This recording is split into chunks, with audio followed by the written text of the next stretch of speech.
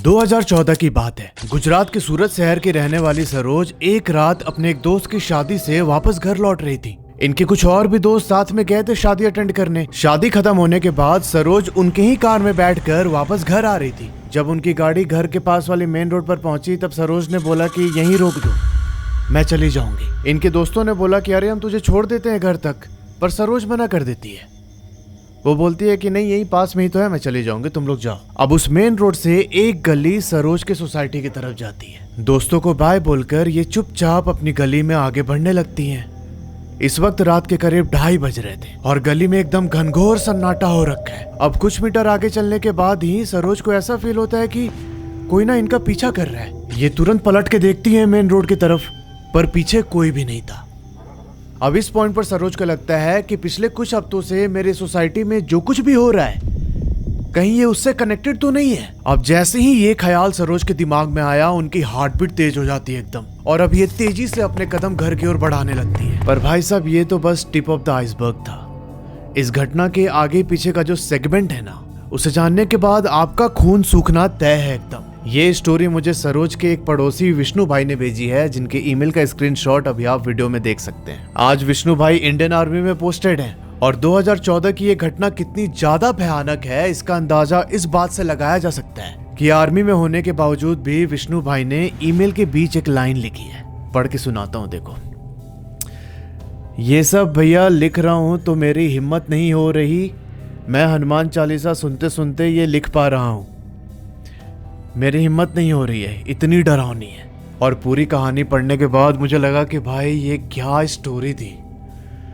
सुनना एकदम ध्यान से। और हाँ, ये जो स्टोरी है इसमें मल्टीपल कैरेक्टर्स इन्वॉल्व है, बहुत सारे स्ट्रक्चर और लेआउट्स समझाने पड़ेंगे मुझे आपको सोसाइटी के, तो प्लीज बहुत ध्यान से देखना, ठीक है। स्टार्ट करते कहानी को। विष्णु बताते हैं कि वैसे तो हम यूपी के रहने वाले हैं, पर मेरे पापा 35 साल पहले जॉब के चक्कर में सूरत आ चुके थे। और ये बताते हैं कि जब मैं 10th में पहुंचा तब हमने अपना घर चेंज कर दिया, मतलब जहां पर हम पहले रह रहे थे उसे छोड़कर नए सोसाइटी में शिफ्ट हो गए। इस सोसाइटी में पहले से ही विष्णु के मामा और उनकी एक मौसी की बेटी रह रही थी, जिनका नाम था आरती। अभी देखो, एक डायग्राम के थ्रू मैं आपको पूरा लेआउट अच्छे से समझाने वाला हूँ। सबसे पहले आप देखेंगे कि एक मेन रोड है, उसके बाद एक गली नंबर 1 आता है और फिर गली नंबर 2, और उसके बीच में ही इन सारे लोगों का घर है। जो माई होम लिखा हुआ है ये विष्णु का घर है। उसके जस्ट बाजू में आरती दीदी का घर, जो इनकी मौसी की बेटी है। यहाँ विष्णु भाई के घर के बाजू से जो गली नंबर 2 निकल रही है, उस गली को पार करके दूसरी साइड है एक मराठी फैमिली का घर। और ये जो मराठी फैमिली है, इनकी बेटी का घर जस्ट सामने है जहाँ पर उनकी शादी हुई है। और ये मराठी फैमिली की जो बेटी है, इनके बाजू में एक यूपी के कपल रहते थे। तो आई होप आपको डायग्राम के थ्रू पूरा समझ में आ गया होगा। एक लास्ट चीज, अब जो विष्णु भाई का घर है इसमें ग्राउंड फ्लोर और फर्स्ट फ्लोर है, जिसमें ग्राउंड फ्लोर पर विष्णु भाई की फैमिली रहती है और फर्स्ट फ्लोर पर इस घर के ओनर रहते हैं। अब एक और इम्पोर्टेंट बात, जो ये गली नंबर 1 है और गली नंबर 2, इन दोनों को एक मर्जिंग गली कनेक्ट करती है, जैसे आप डायग्राम में देख रहे हैं। और इसी मर्जिंग गली के साइड से एक वॉल है जिसके अंदर ना एक जाली वाला गेट लगा है। उस जाली वाले गेट से अंदर घुसते ही बरामदा का एरिया आता है, जो कि विष्णु भाई के ही घर का एक पार्ट है। थोड़ा सा कॉम्प्लेक्स है, तो इस डायग्राम को पॉज करके एक बार अच्छे से देख लेना, ताकि आगे की स्टोरी आपको क्लियरली समझ में आ जाए। विष्णु बताते हैं कि इनके फैमिली में इनके बड़े भाई, बड़ी बहन और मम्मी पापा हैं। मतलब ये टोटल 5 लोग उस घर में रह रहे हैं ग्राउंड फ्लोर पे। अब यहाँ घर के बाजू में जो कजन है आरती दीदी, इनके फैमिली में आरती दीदी, उनके हस्बैंड, उनकी 2 बेटी, 1 बेटा और आरती दीदी का भाई रहता है साथ में। तो इनके घर में टोटल 6 लोग रह रहे हैं। अभी जो आरती दीदी के भाई उनके साथ रहते हैं, उनका नाम है मिथुन। अब जैसे मैंने बताया था कि विष्णु भाई के घर के सामने एक मराठी फैमिली रहती है। उस मराठी फैमिली की 3 बेटी और 1 बेटा है, जिसमें से एक बेटी की शादी उसी कॉलोनी में हुई है और उस बेटी का ससुराल विष्णु भाई के घर के राइट हैंड साइड में है। तो आपको लेआउट एक बार और समझना, ये आरती दीदी का घर है, ये विष्णु का घर है, इनके बाजू में वो मराठी फैमिली की बेटी का घर है, और ये मराठी फैमिली की बेटी के ठीक सामने गली नंबर 2 क्रॉस करके वो मराठी फैमिली रहती है, और एकदम कॉर्नर में यूपी के एक कपल रहते हैं। क्रिस्टल क्लियर हो जाना चाहिए, अब तक नहीं हुआ तो फिर से रिवाइंड करके देख लेना एक बार। अब जब विष्णु की फैमिली इस नए सोसाइटी में शिफ्ट हुई तो इनको बहुत अच्छा लग रहा था यार। पूरे फेमिलियर लोग थे, इनका मस्त मिलना जुलना, हंसना गाना, खाना पीना सब साथ में होता था और एक बहुत अच्छी लाइफ इनकी कट रही थी। विष्णु बताते हैं कि भैया सूरत में बहुत गर्मी पड़ती है और इस वजह से जो घर के लड़के होते हैं वो अक्सर छत पर जाकर सोया करते हैं। अब पूरे सोसाइटी का यही सीन था कि रात को अक्सर आके लड़के छत पर ही सोते थे। इनफैक्ट जो मराठी फैमिली थी उनकी बेटियां भी कभी कभी आके छत पर सो जाया करती और वो एज में बड़ी थी, करीब 24-25 साल की। विष्णु बताते हैं कि हम उन्हें दीदी बोलकर बुलाते थे पर हमारा बहुत ज्यादा इंटरेक्शन नहीं होता था। अब कई बार ये भी होता कि जो आरती दीदी के भाई थे मिथुन, वो भी आके विष्णु के साथ ही इनके छत पर सोया करते। अब ऐसे ही एक गर्मी की शाम विष्णु अपने रियल ब्रदर देवेंद्र और मिथुन भाई के साथ ऊपर छत पे सो रहे थे। मिथुन यहाँ पर एकदम राइट हैंड साइड में सोए हुए हैं, बीच में विष्णु थे और उनके लेफ्ट हैंड साइड में देवेंद्र भैया सो रहे हैं। अब इसी बीच रात के करीब 1:30 बजे के आसपास देवेंद्र भैया की आंख खुलती है। उनको ना किसी के कराहने की आवाज सुनाई दे रही थी, पर ना वो बहुत धीमी साउंड थी। ऐसा लग रहा था कि कोई इस तरीके की आवाज निकाल रहा है। इनको समझ नहीं आया, नींद में थे ये अभी भी। इन्होंने पास लेटे विष्णु को बोला कि अरे क्या हो गया, क्यों ऐसे बोल रहे हैं। विष्णु की आंख खुलती है, बोलता है कहाँ, मैं तो सो रहा हूँ। ऐसा बोल के विष्णु फिर से सो जाता है। देवेंद्र भैया को भी लगा कि मैं भी उधर कहीं से आ रहा होगा, तो ये दोबारा करवट बदल के सोने की कोशिश करते हैं। पर थोड़ी देर के बाद ही जो वो कराहने की आवाज़ थी वो थोड़ी सी लाउड हो जाती है। इनकी दोबारा नींद खुलती है। ये उठ के बैठ जाते हैं कि भाई क्या हो गया। अब इसी बीच इनकी नज़र उस तरफ जाती है जहाँ मिथुन भाई लेटे हुए थे। ये देखते हैं कि भाई मिथुन का पूरा चेहरा पसीने से भरा हुआ है, उसके दोनों हाथ उसके गले पे हैं और वो ना एकदम तड़प रहा है। ऐसा लग रहा था कि किसी ने उनके पूरे चेहरे को एक मोटे तकिए से ढक दिया। वो छटपटा रहे थे एकदम। देवेंद्र यहाँ तुरंत विष्णु को उठाते हैं और ये दोनों जाते हैं मिथुन के पास, बोलते हैं कि भाई क्या हो गया, उठ भाई, क्या हो गया तुझे, ऐसे क्यों कर रहा है।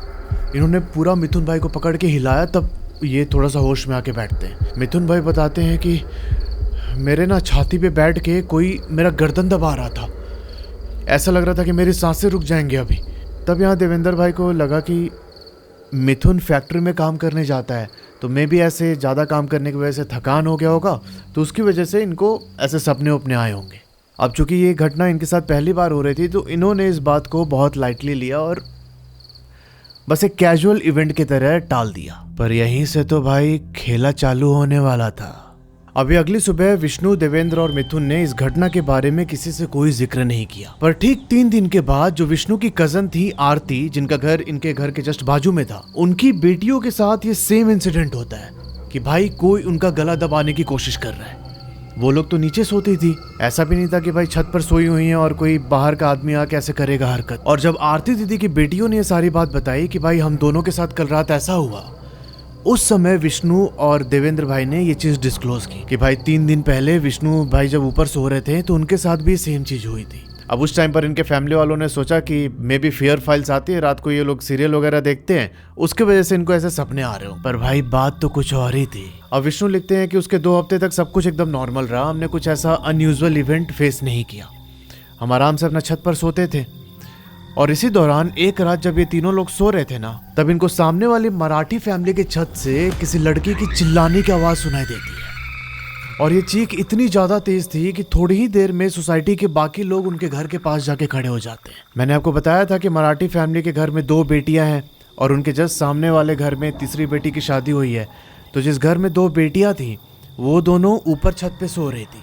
उनकी एक बेटी बताती हैं कि मैं जब सो रही थी तो मुझे ना छत पर कुछ हलचल सुनाई दी और उससे मेरी आंख खुल जाती है, और जब मेरी आंख खुली तो मैं करवट लेके दूसरी साइड सो गई। अब जिस साइड वो मुंह करके सो रही थी उसके ठीक सामने छत की सीढ़ी जाती है। इसी बीच थोड़ी देर के बाद फिर से इनकी नींद खुलती है, तो इन्होंने देखा कि सीढ़ी के पास ना कोई आदमी बैठा हुआ है। इनको लगा कि मे बी घर का ही कोई होगा, तो इन्होंने ज्यादा ध्यान नहीं दिया। पर कुछ मिनट बीतने के बाद इनको एहसास होता है कि कोई इनका गला चोक कर रहा है और दूसरी हाथ से उनके चेस्ट पर किसी का बैट टच होता है। ये जो साइड में इनकी बहन सोई हुई थी उनका हाथ पकड़ के खींचने लगती है।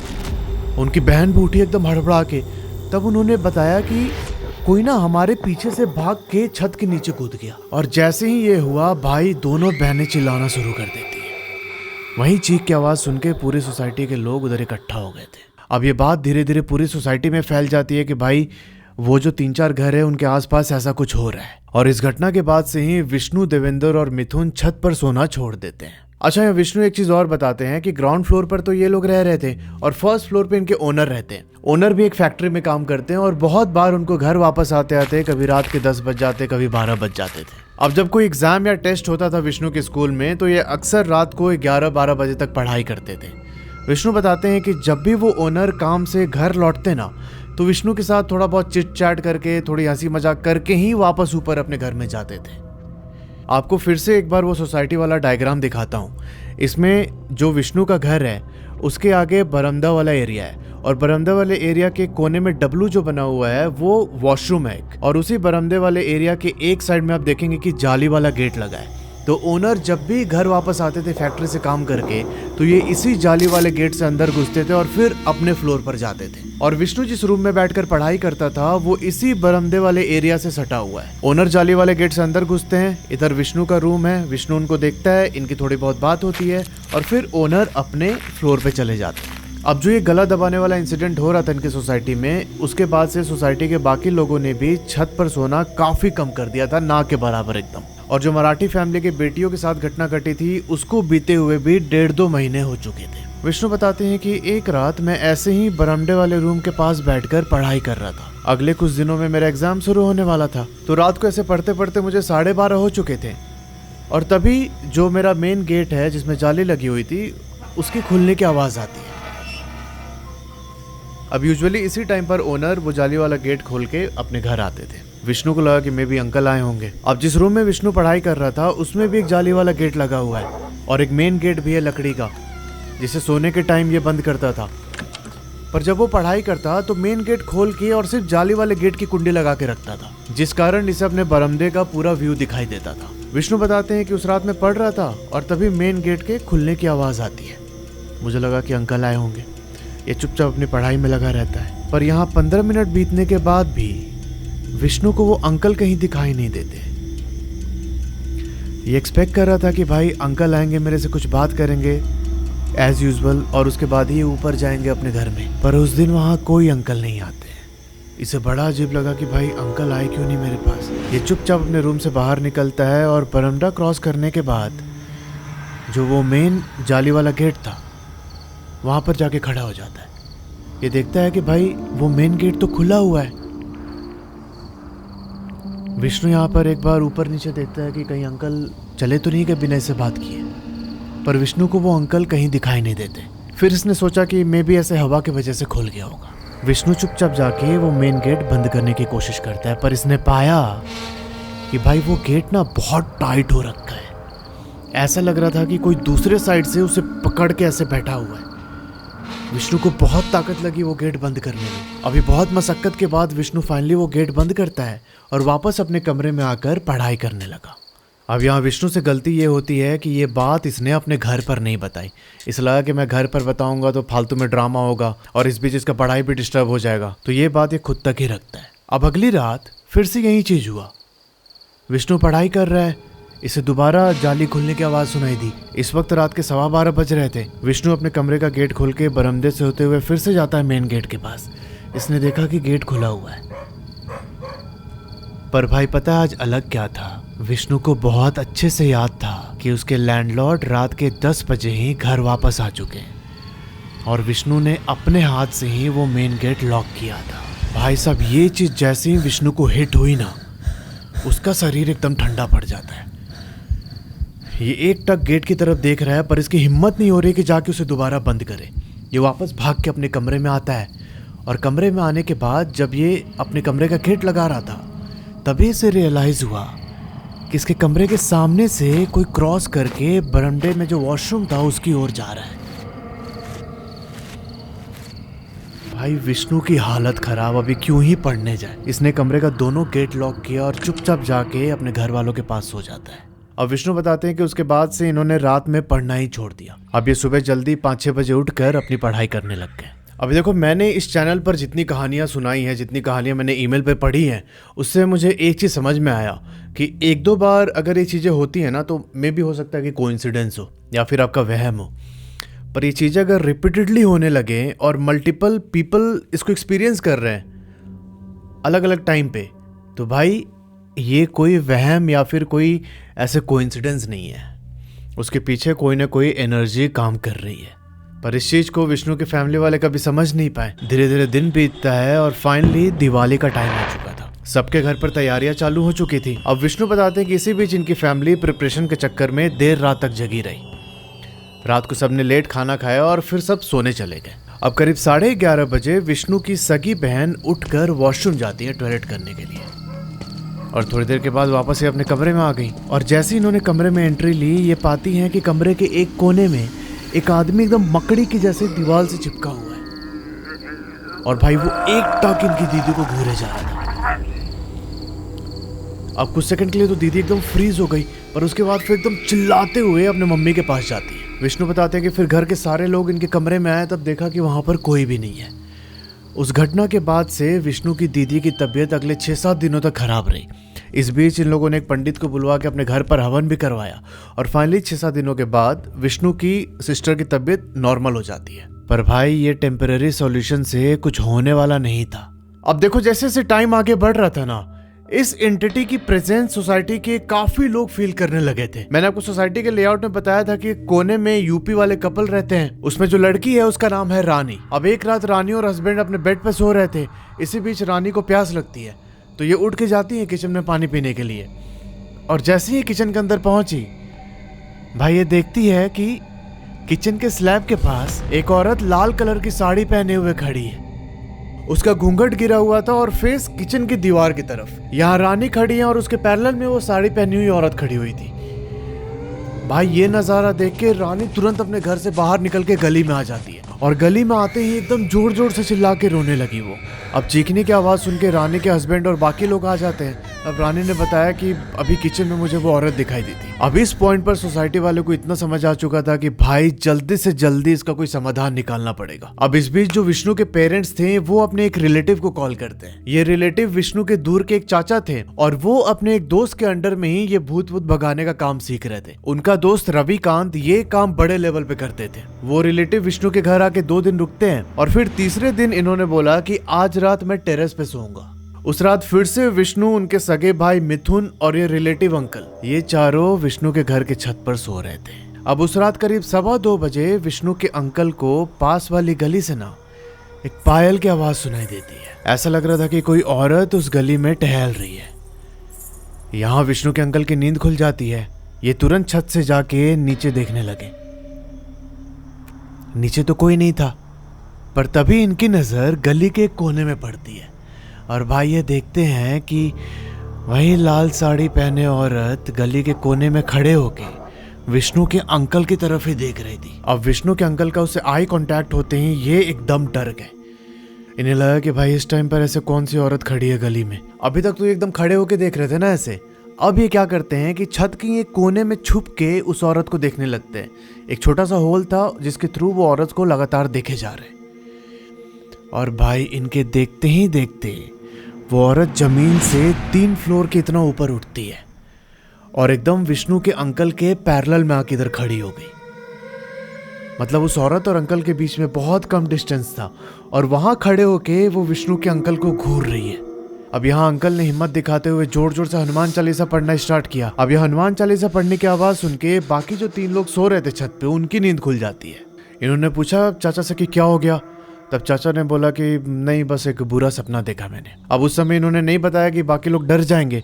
अब अगली सुबह ये सब चीज़ रिवील करते हैं कि मुझे ऐसी ऐसी औरत दिखाई दी, और मेरे को ऐसा फील हो रहा था कि वो बहुत ज़्यादा पावरफुल है। मुझे ना अपने दोस्त को लेके यहाँ आना पड़ेगा, रविकांत को, जो इनके गुरु भी थे। विष्णु लिखते हैं कि उनके इस अंकल के दोस्त रविकांत सूरत से 40 किलोमीटर दूर किम शहर में रहते थे। वहां पर उनका प्रॉपर सेटअप था, जहां वो भूत भूत भगाने का काम, या फिर अगर किसी के घर में कुछ ऐसा हो रहा है तो वहां से देखने के लिए जाते थे।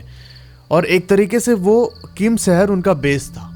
अब शाम के करीब 8 बजे विष्णु के ये अंकल अपने एक दूसरे दोस्त को लेके किम शहर पहुंचते हैं। इनका प्लान यही था कि अपने दोस्त के पास रुकेंगे जो इनके गुरु हैं रविकांत, और फिर कल सुबह रविकांत को लेके ये सूरत आ जाएंगे। पर जब ये किम शहर पहुंचे तब इन्हें पता चला कि रविकांत अर्जेंटली किसी काम से शहर से थोड़ा बाहर गए हुए। किसी फैमिली को ऐसे पैरानॉर्मल एक्सपीरियंस हो रहा था, तो उसको फिक्स करने रविकांत को अर्जेंटली शहर से बाहर जाना पड़ा। अब विष्णु के अंकल और उनके दोस्त ने सोचा कि यार यहाँ हम आ तो गए, अब एक काम करते हैं, होटल लेके रुक जाते हैं आज। जब रविकांत आ जाएंगे वापस, तब हम कल सुबह उनको अपने साथ लेके सूरत चले जाएंगे। ये दोनों एक होटल में कमरा लेते हैं और रात को डिनर विनर करके चुपचाप सो जाते हैं। अब देर रात विष्णु के इस अंकल को सुनाई देता है कि इनके डोर पर कोई नॉक कर रहा है। इनकी नींद खुली, ये मोबाइल देखते हैं तो भाई रात के 3 बज रहे थे। अंकल ने सोचा कि भाई इस टाइम वो भी होटल में, ये पूछते हैं कि कौन है। तब बाहर से ना एक 30-32 साल के औरत की आवाज आती है। वो बोलती है कि रविकांत ने भेजा है मुझे, आपको उनसे काम था ना, तो मैं उसी के लिए आई हूं आपके पास। अब ये सुन के अंकल को बड़ा अजीब लगा, क्योंकि उन्होंने रविकांत को होटल का नाम तो बताया ही नहीं था। फिर रविकांत किसी को कैसे भेज सकता है यहाँ पे। यहाँ उस औरत ने फिर से नॉक किया, तो अंकल बोलते हैं कि 1 मिनट रुको, मैं खोलता हूँ। तब वो औरत बोलती है बाहर से कि हाँ जल्दी खोलो, सब कुछ ठीक होने वाला है एकदम। इस समय अंकल अपने फ्रेंड को उठाते हैं, उठाकर बोला कि भाई बाहर एक औरत खड़ी है, ऐसे ऐसे बोल रही है कि रविकांत ने भेजा है, पर रविकांत को तो हमने इस होटल का एड्रेस बताया ही नहीं था, ये कैसे हो सकता है। तब उनका फ्रेंड बोलता है कि भाई मुझे ना कुछ ठीक नहीं लग रहा है, रविकांत को कॉल करो अभी। अंकल कॉल करते हैं रविकांत को और सारी बात बताई। तब रविकांत एकदम घबराते हुए बोलते हैं कि देखो कुछ भी हो जाए गेट मत खोल देना, और तुम उस औरत की किसी भी बात का कोई जवाब नहीं दोगे, मैंने किसी को नहीं भेजा है, अगर तुमने कुछ भी रिस्पॉन्ड किया तो वो तुम्हें अपने काबू में करने में कामयाब हो जाएगी, चुपचाप इग्नोर करो उसकी आवाज को। अब ये सुन के अंकल की एकदम हवा टाइट हो गई भाई, क्योंकि उन्होंने तो पहले ही जवाब दे दिया था उसका कि वेट मैं अभी खोलता हूँ। अब वहाँ अंकल और उनके दोस्त चुपचाप बैठ के हनुमान चालीसा का पाठ करना स्टार्ट करते हैं। बाहर से वो औरत दोबारा बोलती है कि अरे खोलो ना गेट, क्या हो गया, खोल क्यों नहीं रहे हो, रविकांत ने मुझे भेजा है, तुम्हारी मदद के लिए आई हूँ। और ऐसा बोलते बोलते जो अभी उसकी एकदम 30-32 साल की औरत जैसी आवाज थी वो बहुत भयानक हो जाती है। ऐसा लग रहा था कि कोई चुड़ैल एकदम डरावने आवाज में बोल रही हो। अब जब इन्होंने बहुत देर तक गेट नहीं खोला तो वो औरत एकदम जोर से दरवाजे पर पीटते हुए वहां से जाने लगती है। अब जब इन्हें रियलाइज हुआ कि वो औरत थोड़ा इनसे दूर जा चुकी है, तब विष्णु के अंकल एक विंडो से उस औरत को देखने की कोशिश करते हैं, और भाई ये पाते हैं कि उसके दोनों पैर ट्विस्टेड थे एकदम। अब ये मंजर देख के विष्णु के चाचा वहीं बेहोश हो जाते हैं। बाद में जब इन्हें होश आया तो होटल का मैनेजर वहीं पास में बैठा था। विष्णु के चाचा ने सारी बात बताई कि भाई ऐसा नॉक हो रहा था और फिर मैंने उस औरत के पैर देखे। तब उस होटल वाले ने बोला कि बहुत अच्छा किया जो आपने गेट नहीं खोला, वो कोई आम आत्मा नहीं है, एक डायन है जो बाहर से आने वाले लोगों को हॉन्ट करती है। अभी बेहतर यही होगा कि सुबह होते ही आप लोग यहाँ से चले जाइए। सुबह 8:30 के आसपास अंकल और उनके दोस्त ये दोनों वापस सूरत आ जाते हैं। इनके अपने दोस्त रविकांत से पहले ही बात हो रखी थी, तो रविकांत ने बोला था कि मैं 11-12 बजे के आसपास सूरत पहुंचूंगा और फिर जो वो सोसाइटी है उसके अंदर हम हवन पूजा सब कुछ करेंगे। पर भाई साहब दोपहर के 1 बजे विष्णु के इस अंकल को पता चलता है कि इनका दोस्त रविकांत किम से सूरत आने के लिए निकला था और रास्ते में ही एक्सीडेंट की वजह से उसकी डेथ हो गई है। अब ये सुनते ही अंकल के साथ साथ विष्णु के घर वाले भी एकदम शॉक हो जाते हैं। विष्णु के अंकल बोलते हैं कि देखो अब मुझे नहीं लगता है कि मैं कुछ कर पाऊंगा, और ये जो भी है ये अकेले नहीं है, ये बहुत सारे हैं एक साथ, तुम लोग अब एकदम संभल के रहना, और रात को कहीं भी मतलब ऐसे सुनसान जगह पर कोई अकेले नहीं जाएगा। ये बोलने के बाद विष्णु के दूर के अंकल अपने घर वापस आ जाते हैं। अब देखो वही बात होती है ना कि जब आपने घर बनवा लिया है या फिर आप कहीं रेंट पर भी रह रहे हैं बहुत टाइम से, तो अचानक से उसे खाली करके और फिर दूसरी जगह शिफ्ट होना ये पॉसिबल नहीं होता। मतलब वो माइंड मेकअप करने में ही काफ़ी टाइम निकल जाता है कि भाई हमें पूरा ये सामान पैक करके दूसरी जगह लेके जाना है। सेम यही चीज़ जो सोसाइटी में रहने वाले लोगों के साथ हो रही थी। वो लोग इस चीज़ को झेल रहे थे, पर कोई ना वैसे सीरियस नहीं हो रहा था कि भाई हम ये अपना ये घर छोड़कर दूसरी जगह चले जाएं। पर समय के साथ साथ ये घटनाएं अपना रौद्र रूप लेने लगी थी। मैंने आपको बताया था कि विष्णु के घर के बाजू में वो मराठी फैमिली की एक बेटी रहती थी। इन दीदी का नाम था रीना। तो एक रात रीना का जो छोटा बच्चा था 5-6 साल का, ये बोलता अपनी मम्मी को कि मम्मी मुझे सुसु करने जाना है। अब जो ये रीना दीदी थी ये थोड़ी इरिटेट हो जाती है, बोलती है कि अरे तू खुद चला जाना। अब यहाँ रीना दीदी का बेटा क्या करता है कि घर के वॉशरूम में ना जाके ऐसे एकदम नींद में चलते हुए घर से बाहर निकलने वाला गेट खोल देता है और फिर वहीं बाहर खड़े होकर अपना जिप खोल के सुसु करने लगा। रीना दीदी के इस बेटे का नाम था गोलू। अब जब ये सुसु कर रहा था तब इसे ना अपने मम्मी की आवाज सुनाई देती है। वो बोलती है कि गोलू गोलू। यहाँ मम्मी की आवाज सुन के गोलू एकदम चिढ़ जाता है, बोलता है कि जाओ, अभी जब मेरे को आना था तब तो तुम उठी नहीं, अब ऐसे गोलू गोलू कर रही हो। पर अगले ही पल गोलू को रियलाइज होता है कि उसकी मम्मी की आवाज उसके जस्ट बाजू से ही आ रही है। ये भाई मुड़ के देखता है और इसने पाया कि इसके जस्ट बाजू में एक औरत लाल साड़ी पहन के खड़ी है। उसने अपना पल्लू यहाँ तक किया हुआ था और एक बहुत डरावनी सी स्माइल दे रही है वो गोलू को देख के। इस टाइम गोलू को रियलाइज हो गया कि ये मेरी मम्मी तो नहीं है। गोलू एकदम जोर जोर से चिल्ला चिल्ला के रोने लगता है। उसके रोने की आवाज़ सुन के घर के बाकी लोग आते हैं उसके पास और इसे लेके अंदर कमरे में गए। सबने पूछा कि क्या हो गया गोलू। तो गोलू बोलता है कि वो आंटी मुझे डरा रही थी, वो ना मुझे अपने साथ आने के लिए बोल रही थी, उनकी कोई आंख नहीं थी, मैं चला जाऊं क्या उनके साथ। अब ये सुनते ही सारे लोग एकदम सन। उनको समझ आ चुका था कि ये वही औरत है जो सोसाइटी के लोगों को हॉन्ट कर रही है। विष्णु लिखते हैं कि धीरे धीरे गोलू की दिमागी हालत खराब होने लगी। इन लोगों ने कई सारे डॉक्टर्स को दिखाया पर कुछ ठीक नहीं हुआ। इनफैक्ट आज तक गोलू की दिमागी हालत वैसी की वैसी ही है। ये बीच बीच मूड के एकदम उल्टा फुल्टा कुछ कुछ बोलने लगता था और बार बार ये बोलता है कि मुझे उन आंटी के साथ जाना है, मुझे उन आंटी के साथ जाना है। उस एक रात की लापरवाही गोलू की फैमिली आज तक झेल रही है। पर उस रात जो भी गोलू के साथ हुआ उसके बाद सोसाइटी वाले बहुत ज्यादा कंसर्न हो गए। इन्होंने एक बहुत सिद्ध पंडित को बुला के गली के अंदर हवन पूजा जो हो सकता था सब कुछ करवाया। पर वो पंडित पता है क्या बोलता है कि ये जो भी आत्मा है ना, एक तो ये अकेले नहीं है और ये बहुत ज्यादा पावरफुल है। मैं क्या, मेरे जैसे 10 पंडित मिलके भी इसका कुछ नहीं कर सकते। मुझे कुछ समय दीजिए, मैं अपने गुरु को लेकर आऊंगा, वहीं इसका कुछ इलाज कर सकते हैं। विष्णु लिखते हैं कि हवन करने के बाद वो पंडित अपने घर वापस चले गए और उसके बाद से ना फ्रीक्वेंसी थोड़ी कम हो गई।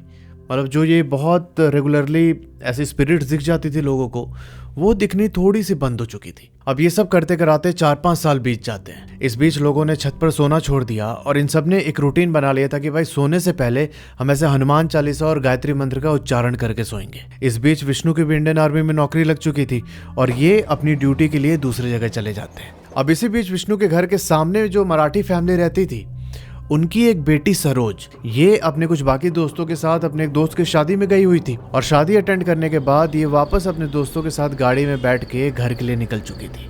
जैसा मैंने आपको इंट्रो में बताया था कि मेन रोड पर पहुंचने के बाद इनके दोस्तों ने बोला कि हम तुझे छोड़ देते हैं घर तक। सरोज ने मना कर दिया। तब इनके दोस्त वहीं मेन रोड पर सरोज को ड्रॉप करके आगे बढ़ जाते हैं। अब सरोज अपने घर आने के लिए मेन रोड से जो गली जाती है सोसाइटी की तरफ, उसी गली में वॉक करने लगी।